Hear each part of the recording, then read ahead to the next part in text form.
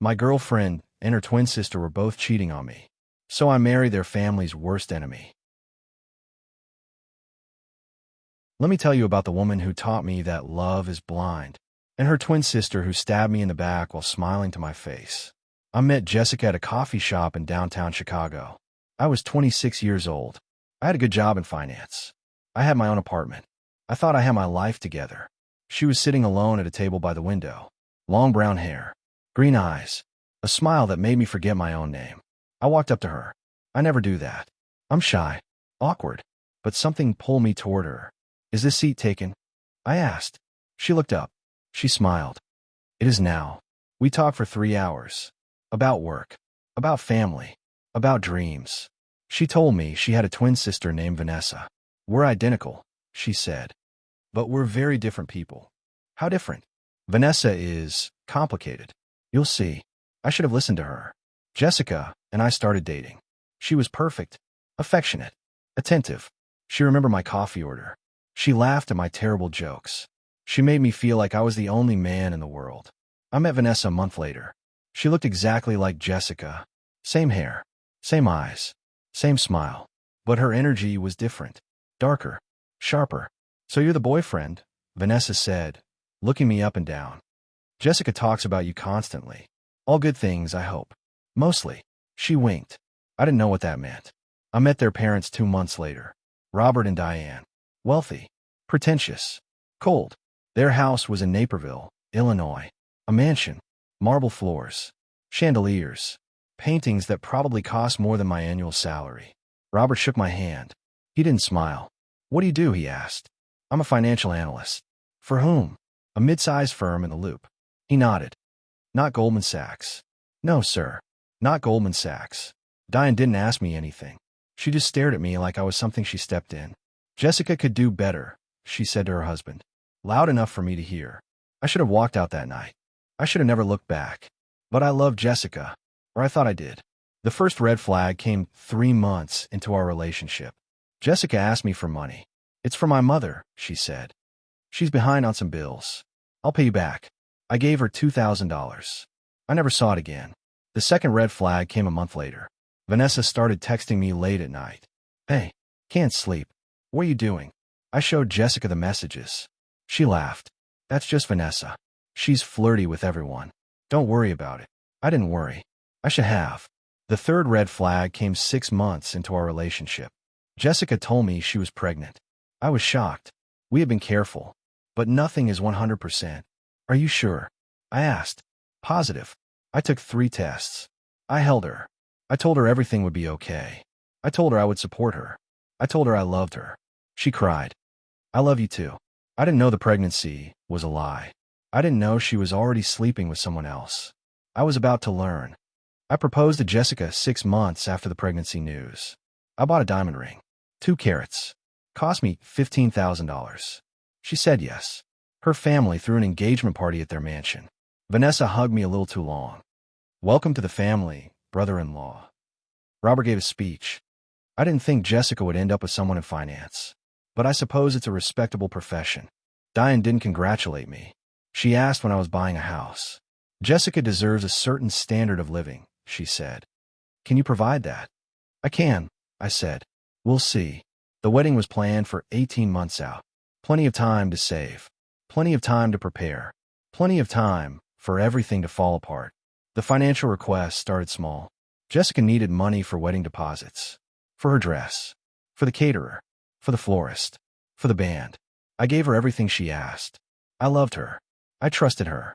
I was an idiot. Vanessa started asking for money too. It's for Jessica, she said. I'm helping with wedding planning. I gave her money too. Over the next year, I transferred over $40,000 to Jessica and Vanessa. I drained my savings. I took out a personal loan. I maxed out my credit cards. When I asked Jessica about the money, she got defensive. Do you want me to have a nice wedding or not? Of course I do. Then stop asking questions. I stopped asking. My friends noticed I was struggling. I stopped going out. I stopped buying things for myself. I wore the same shoes until they had holes. Dude, what's going on? My best friend Mark asked. Wedding stuff, I said. It's expensive. Is she contributing? I didn't answer. She's supposed to be your partner, Mark said. Not your dependent. You don't understand.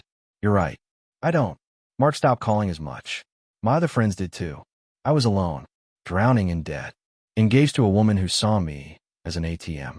And I still didn't know the worst was yet to come. 8 months before the wedding, I came home early from a work trip.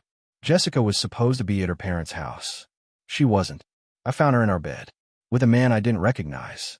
They didn't hear me come in. I stood in the doorway for what felt like an eternity, watching, processing, dying inside. I didn't confront them. I walked out. I went to a bar. I got drunk. I cried. The next morning, I asked Jessica about it. Where were you last night? I asked. At my parents' house. Why? I came home early. You weren't there. She didn't flinch. I must have missed you. I was there until 11. Jessica, I know you were here. I saw you. Her face went pale, then red, then cold. You're spying on me? I came home to my own apartment. You're accusing me of cheating? I'm telling you what I saw. She started crying. He's just a friend. He was going through a hard time. I was comforting him. Nothing happened. I wanted to believe her. I wanted to believe her so badly. But I saw them. I saw what they were doing.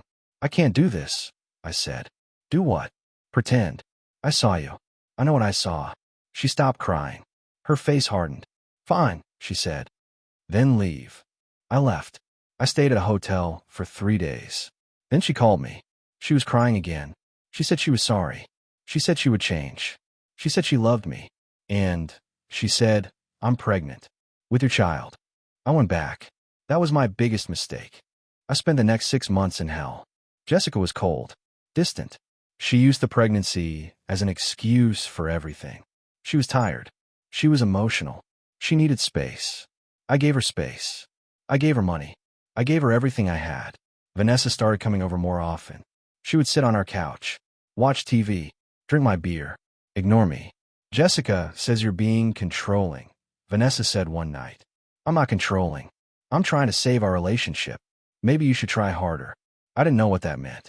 One night, I came home early again. This time, Jessica wasn't home. Vanessa was.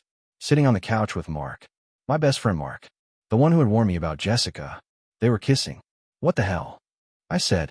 Vanessa looked up. She didn't look guilty. She looked annoyed. Mark and I are together, she said. Is that a problem? You're my girlfriend's twin sister. He's my best friend. And I looked at Mark. He wouldn't meet my eyes. How long? I asked. Does it matter? Vanessa said. Yes. A few months. A few months. While I was planning a wedding. While I was going into debt. While I was killing myself to make Jessica happy. Mark finally spoke. I'm sorry, man. I didn't mean for this to happen. Get out, I said. Come on. Get out of my apartment. Now. Mark left. Vanessa stayed. I'm not going anywhere, she said. This is my sister's apartment too. I pay the rent. I pay for everything. Jessica doesn't contribute a dime. Vanessa smiled. Maybe you should have thought about that before you proposed. She walked into the guest bedroom and closed the door. I sat on the couch. I didn't sleep. The next day, I started digging. I hired a private investigator. I couldn't afford him, but I needed to know the truth. Frank was his name. Retired cop. Expensive. Worth it. Within 2 weeks, Frank had uncovered everything. Jessica wasn't pregnant. She had never been pregnant. The tests were fake. The doctor's appointments were fake. The ultrasound photos were downloaded from the internet. She had been lying to me for over a year. The cheating wasn't just with one man. It was with 3. An ex-boyfriend named Derek, a guy from her gym named Mike, and a man she met on a trip to Las Vegas named Chris. Vanessa wasn't just cheating with Mark. She was also sleeping with Jessica's ex-boyfriend Derek, and with a married man from her office. The parents knew. Robert and Diane knew about the cheating. They knew about the fake pregnancy. They knew about the money. They didn't care. They were stealing from me too. Robert had been taking money from my accounts. He had access because Jessica had given him my banking information. He had siphoned over $20,000 into his own accounts. Diane had been using my credit cards.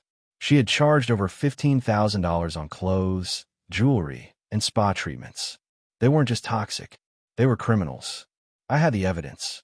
Bank statements, credit card receipts, text messages, emails, photos. I could destroy them. Legally. Financially. Completely. But I didn't. Not yet. I had a better idea. I confronted Jessica 2 weeks before the wedding. We were at her parents' house. Dinner. Robert, Diane, Vanessa, Jessica, and me. I waited until dessert. Then I stood up. I have something to say, I said. Everyone looked at me. I know about the cheating. All of it. Jessica's fork stopped halfway to her mouth. I know about Derek. About Mike. About Chris. Robert put down his napkin. I think we should discuss this privately. I'm not done. I know about the fake pregnancy. The fake tests. The fake doctor's appointments. Diane went pale. How dare you accuse my daughter? I'm not accusing. I'm stating facts. I have evidence. Bank statements. Text messages. Photos. Vanessa stood up. You're lying. I'm not. Frank, the private investigator, has everything. Robert stood up too. Get out of my house. I'm not finished. Get out, or I'll call the police. I looked at Jessica. She was staring at her plate. She wouldn't look at me. I loved you, I said. I gave you everything. My money. My time. My trust. You threw it all away. She didn't respond. You're not pregnant. You were never pregnant. You lied to me for over a year. Still nothing. Your parents stole from me. Your sister slept with my best friend. You cheated with 3 different men. Jessica finally looked up. Her eyes were cold. Are you done? She asked. Yes. I'm done. The wedding is off. The engagement is over. I never want to see you again. I walked out. I didn't look back. Jessica called me 50 times that night. I didn't answer. Vanessa texted me. You're making a mistake. Robert left a voicemail. If you tell anyone about this, I will ruin you. Diane sent an email. You're not good enough for my daughter. She's better off without you. They were wrong. I was better off without them. But I wasn't done. Not yet. The revenge was just beginning. I spent the next 3 months rebuilding. Therapy. Exercise. Work. I cut off all contact with Jessica and her family. But I didn't forget. I planned. The Harrisons. That was the name of their enemy. The family that had ruined Robert's business years ago. The family that had stolen his biggest client. The family that had humiliated him at a charity gala. Robert hated them more than anyone in the world. I found out about the Harrison family through Frank, the investigator. Apparently, there was a decades-long feud between the 2 families. Lawsuits. Public fights. Social media wars.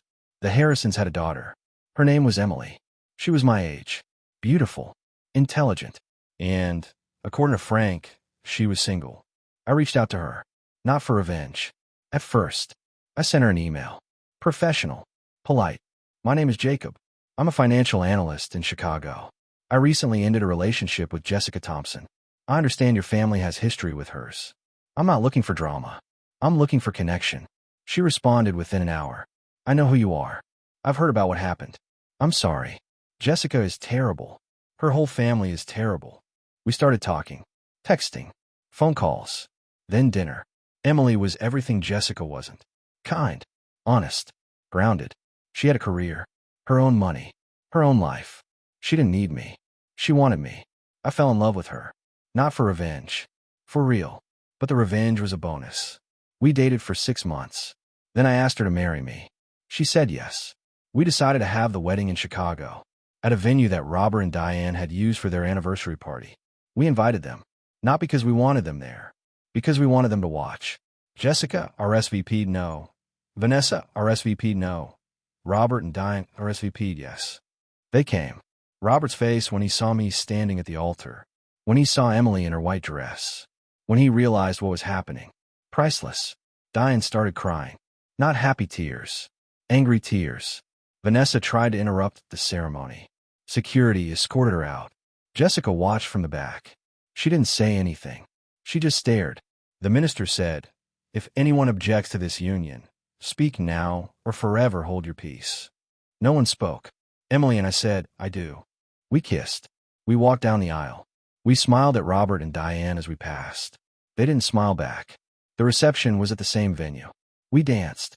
We laughed. We celebrated. Robert and Diane left early. Jessica left with them. Vanessa tried to crash the reception.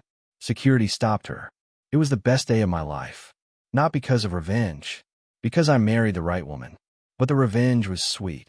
Emily and I have been married for 3 years now. We have a daughter, Olivia. She is 2 years old. She has her mother's eyes and my stubbornness. We live in a suburb of Chicago. A nice house. A yard. A dog. A golden retriever named Lucky. I run my own consulting firm now. Emily is a pediatrician. We're happy. Really happy. Jessica, she's not happy. After I left, she tried to find another man to support her. She found a few. They all left when they realized who she was. She's single now, living in her parents' basement, working at a clothing store, complaining on social media about how men are trash. Vanessa, she's divorced. She married Mark, my ex-best friend. They lasted 18 months. Mark cheated on her with someone from his office. Vanessa is living with her parents too. The twins are back in the same house they grew up in, fighting, blaming each other, blaming me. Robert, he lost his business. The lawsuits and bad investments caught up with him. He declared bankruptcy 2 years ago. He works as a consultant now, for a fraction of what he used to make. Diane, she's miserable. Her friends abandoned her after word got out about the stealing. She sits at home, watches TV, drinks wine. She called me once, apologizing. I made mistakes, she said. You stole from me, I said.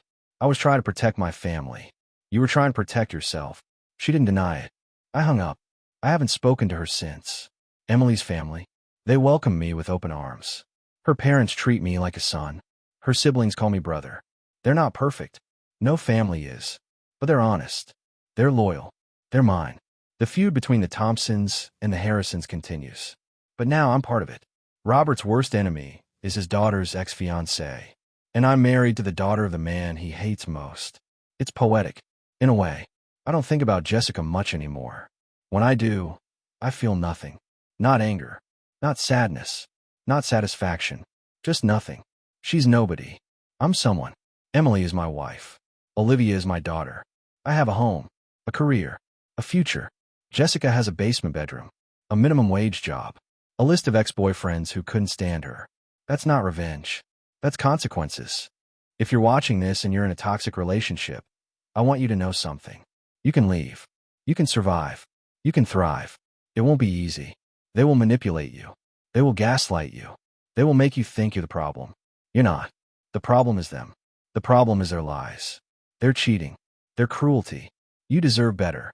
I spent years believing I wasn't good enough. That if I just worked harder, gave more, loved deeper, she would change. She never changed. She couldn't change. She didn't want to change. The best decision I ever made was walking away. The second best decision was finding someone who actually loved me. Emily saved my life. Not because she rescued me, because she showed me what love is supposed to feel like. Safe. Honest. Easy. Love isn't supposed to hurt. Love isn't supposed to drain you. Love isn't supposed to make you feel small. Love is supposed to make you feel like you can fly. I didn't know that. Not until I met Emily. Now I know. I'm not special. I'm not a hero. I'm just a man who was broken and rebuilt himself. If I can do it, you can too. Revenge is satisfying. I won't lie. Watching Robert's face at my wedding, seeing Jessica's life fall apart, knowing Vanessa is miserable, it felt good. But the real victory wasn't revenge. The real victory was happiness. I have a wife who loves me, a daughter who adores me, a home that feels safe. That's the best revenge. Living well, thriving, being happy. Jessica can't touch me anymore. Neither can Vanessa, or Robert, or Diane. They're my past. Emily is my future. If you're watching this and you're in a toxic relationship, leave. Block them. Get help. Heal. And then find someone who deserves you. They exist. I found one. Her name is Emily. And she's the best thing that ever happened to me. Thanks for listening. Subscribe to his Reddit tales for more stories of betrayal, revenge, and finding love. And remember, the best revenge is a life well lived.